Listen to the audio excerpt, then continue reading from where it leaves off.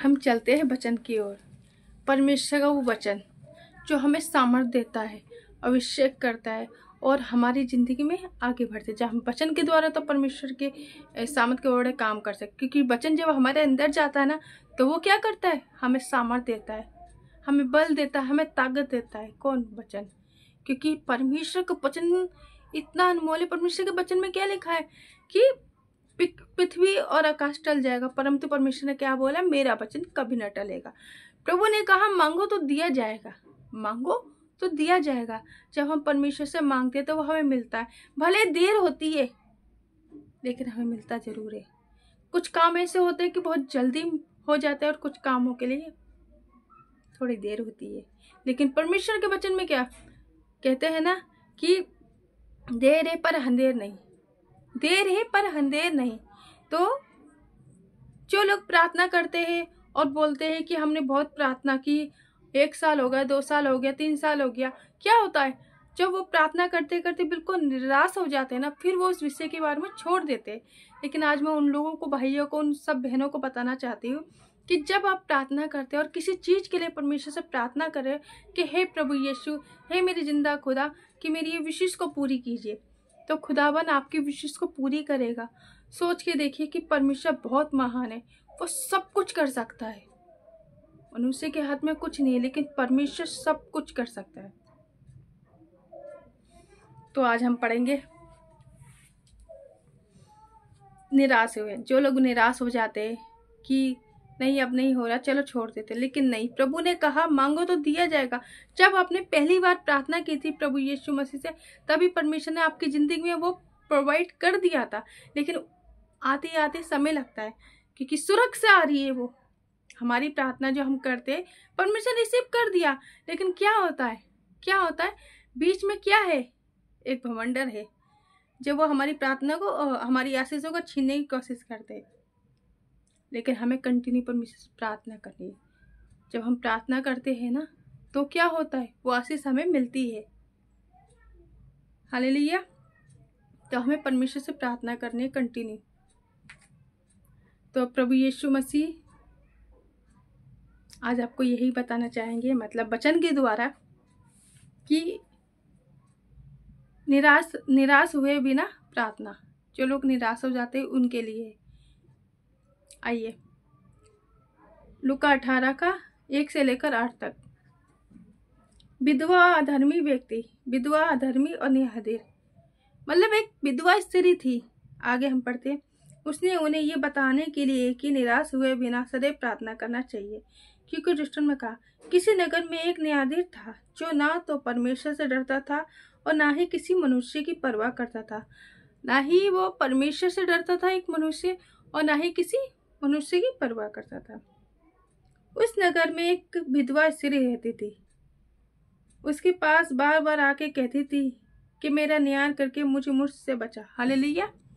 एक विधवा स्त्री उस अधर्मी व्यक्ति के पास जाके बोलती थी कि प्लीज मेरा न्याय चुकाओ, प्लीज मेरा न्याय चुकाओ। बार बार जाके उसको परेशान करते थे कि प्लीज मेरा न्याय चुकाओ, क्योंकि वो एक अधर्मी व्यक्ति था। एक अधर्मी व्यक्ति था, वो किसी की नहीं सुनता था। उसने क्या बोला कि जब मैं परमेश्वर की नहीं सुनता तो मनुष्य की क्या परवाह करूंगा। जो परमेश्वर की नहीं सुनता, तो वो इतना अधर्मी व्यक्ति था कि वो किसी की नहीं सुनता था। लेकिन ये विधवा स्त्री क्या करती थी, ये बार बार जाती थी, बार बार जाके बोलती थी कि मेरा न्याय चुकाओ उस अधर्मी व्यक्ति से। क्या लिखा है, बार बार जाके। कुछ समय तक तो उसने उसकी ना सुनी। किसने? उस अधर्मी व्यक्ति ने कुछ समय तक उसकी ना सुनी। कुछ समय तक उसने उसकी बिल्कुल भी नहीं सुनी। फिर अंत में उसने सोचा, यदि मैं परमेश्वर से नहीं डरता और ना किसी मनुष्य की परवाह करता हूँ, फिर भी इसलिए कि ये विधवा मुझे आके तंग करती है, हालेलुया, मैं उसका न्याय चुकाऊंगा। कहीं ऐसा ना हो कि वे लगातार आके मेरी नाक में दम कर दे। हालेलुया। देखिए कितनी अच्छी बात बोली। वो एक अधर्मी व्यक्ति जो लोगों का न्याय करने को तैयार नहीं था, वो एक अधर्मी व्यक्ति ने क्या सोचा उसने कि ये बुढ़िया बार बार आके मुझे परेशान करती है, बार बार आके मुझे परेशान करती है, मुझसे विनतियाँ करती है कि मेरा न्याय चुकाओ। मुझे परेशान करती है कि मेरा न्याय चुकाओ। तो वो क्या कर रही थी विधवा स्त्री, वो बार बार जाके मिनट मिनट में जाके उसे परेशान कर रही थी, प्लीज प्लीज मेरा न्याय चुकाओ, प्लीज मेरा न्याय चुकाओ। तो क्या किया, उस अधर्मी व्यक्ति इतना मजबूर हो गया कि उसे लगने लगा कि अगर मैंने इसका न्याय नहीं चुकाया तो मेरे नाक में दम कर देगी। तो क्या किया, उस अधर्मी व्यक्ति ने उसका न्याय चुकाया, वो जो अधर्मी व्यक्ति था। अब सोच के देखो कि हमारा परमेश्वर, हमारा जिंदा खुदा, हमारा जलाली बाप, वो कितना अच्छा है। जब उस अधर्मी व्यक्ति का मन पिघल गया, वो बार स्त्री आ रही थी, बारह विधवा स्त्री आ रही थी उसके पास, तो हमारा परमेश्वर हमारे पुकारने पे ही सुन लेता है। लेकिन ये सच है कि कुछ प्रार्थना का उत्तर हमें जल्दी मिल जाता है, कुछ प्रार्थना का उत्तर हमें देर से मिलता है, लेकिन मिलता है, 100% मिलता है। जब हम प्रार्थना करते हैं ना, तो परमेश्वर रिलीज कर देता है, और कुछ प्रार्थना में परमेश्वर, जो हमारा बहुत बड़ा काम होता है ना, जो हमें लगता है कि हमारा बहुत बड़ा काम है, जो किसी से नहीं, लेकिन वो परमेश्वर कर सकता है। और परमेश्वर जब करता है ना, और वो उसको तैयारी करता है ना, सोच के देखो, जब हम यहाँ प्रार्थना करते हैं ना, तो हमें लगता है कुछ नहीं हो रहा, लेकिन नहीं, हमें विश्वास रखना है कि प्रभु यीशु मसीह में हमने तुझसे मांगा और आपने हमें हमारी जिंदगी में कार्य कर दिया। हम विश्वास करते हैं, निराश मत होइए। परमेश्वर ने कहीं नहीं लिखा ये कि मांगो तो दिया नहीं जाएगा, परमेश्वर ने कहीं नहीं लिखा, परमेश्वर ने बल्कि लिखा है कि मांगोगे तो दिया जाएगा। उस अधर्मी व्यक्ति को बार बार आके उस विधवा स्त्री ने परेशान कर दिया। वैसे हर वक्त हमें परमेश्वर के आगे झुकना कि हे प्रभु हमारी पुकार को सुन, हे यीशु राजा हमारी पुकार को सुन, हे पवित्र आत्मा हमारी पुकार को सुन। हमें बार बार परमेश्वर के पास जाना, बार बार हमें परमेश्वर से विनती करनी है। जैसे विधवा स्त्री का एग्जाम्पल दिया, यीशु मसीह ने एग्जाम्पल दिया विधवा स्त्री के बारे में। विधवा स्त्री ने उसके नाक में दम कर दिया था। तो वैसे ही परमेश्वर कुछ भक्तों को ऐसे चाहते, कुछ दासियों या बच्चों को ऐसा चाहते कि हम परमेश्वर के ही भी नाक में दम कर दे। हम बार बार परमेश्वर के पास जाए कि हे प्रभु हमारा न्याय चुका, हे यीशु राजा हमारा न्याय चुका, है ना। हम जाते हैं खुदावन के पास अपनी प्रार्थनाओं को लेके। तो आगे क्या बोलते, परमेश्वर का वचन क्या बोलते आगे, फिर भी इसलिए कि वे विधवा मुझे तंग करती है, मैं उसका न्याय चुकाऊंगा। कहीं ऐसा ना हो कि वे लगातार आके मेरी नाक में दम कर दे,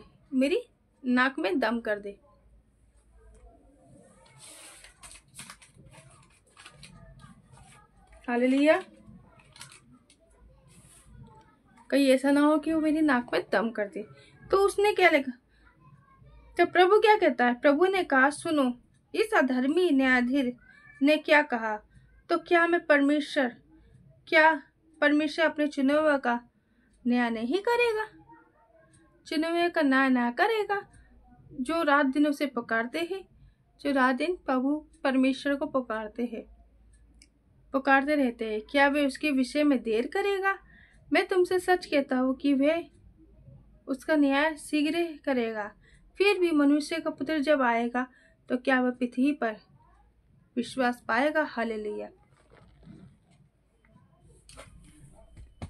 जब हम परमेश्वर से प्रार्थना करते हैं ना, परमेश्वर की हजूरी में जाते हैं ना, तो परमेश्वर तुरंत हमारी जिंदगी में कार्य कर देता है। कुछ चीज़ों के लिए वेट करना पड़ता है, और खूब यकीन मानो जिस चीज़ के लिए हम वेट करते हैं ना, और परमेश्वर के आगे बोलते कि प्रभु मेरा ये काम बना दो, तो हमें लगता है कि नहीं ये कुछ नहीं हो रहा, लेकिन यकीन मानो कि परमेश्वर ने कहा चुप रहो, मुंह बंद करो, तेरा काम मैं करूँगा। जब हम परमेश्वर के हाथों में वो सारा काम सौंपते हैं ना, तो परमेश्वर बहुत अच्छे से प्रोवाइड करके वो हमारी जिंदगी में कार्य करता। हम सोच भी नहीं सकते। अगर हमने सोचा कि, इसका एग्जाम्पल बताऊँ मैं आपको,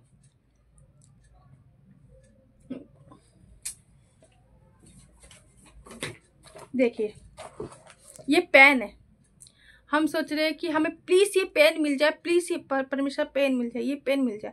आप सोचो कि इससे भी बड़ा पेन अगर परमेश्वर हमें देगा तो उसके लिए तो थोड़ा टाइम लगेगा ना। अगर हम ये पेन अभी मिल जाएगा तो हम हाँ परमेश्वर से धन्यवाद हो, चलो करने लग जाए। लेकिन अगर परमेश्वर ने इससे भी बड़ा और इतना खूबसूरत करके उस पेन को दिया, और उससे भी ज्यादा खुशी और डबल खुशी होगी। क्योंकि जब परमेश्वर अपने समय पे देता है। तो बिना निराश हुए हुए प्रार्थना करो, परमेश्वर से विनती करो, बिल्कुल निराश मत होइएगा, क्योंकि प्रभु यीशु मसीह कहते हैं कि मांगो तो दिया जाएगा। जब हम परमेश्वर से मांगते हैं तो परमेश्वर हमें देता है। हमें लगातार परमेश्वर से प्रार्थना करें, जिस विषय के लिए भी हमने प्रार्थना की है और जिस विषय को हमने छोड़ दिया है कि नहीं हो सकता, लेकिन प्रभु ने कहा है बिना निराश हुए प्रार्थना करो। सदैव प्रार्थना करना चाहिए, क्योंकि जब हम सदैव प्रार्थना करते हैं तो परमेश्वर जानता है कि हमारी क्या क्या रिक्वेस्ट है, तो वो उसको पूरी करता है। हालेलुया। तो परमेश्वर ने के वचन में क्या लिखा कि शीघ्र उसका न्याय चुकाएगा, शीघ्र वो उनकी प्रार्थना को उत्तर देगा। जब परमेश्वर हमारी प्रार्थना को उत्तर देता है तो यकीन मानो कि बहुत खूबसूरत करके देता है कि जिसके बारे में हम सोच भी नहीं सकते। तो परमेश्वर का धन्यवाद करते हैं इस वचन के लिए। प्रभु यीशु मसीह इस वचन के अनुसार आपको आशीष दे।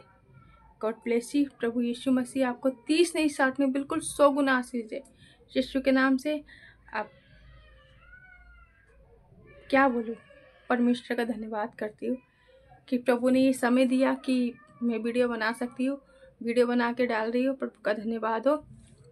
परमेश्वर की महिमा करते यीशु के नाम से आमीन। जितने लोग देख रहे हैं उन सबको परमेश्वर आशीष दे। आमीन।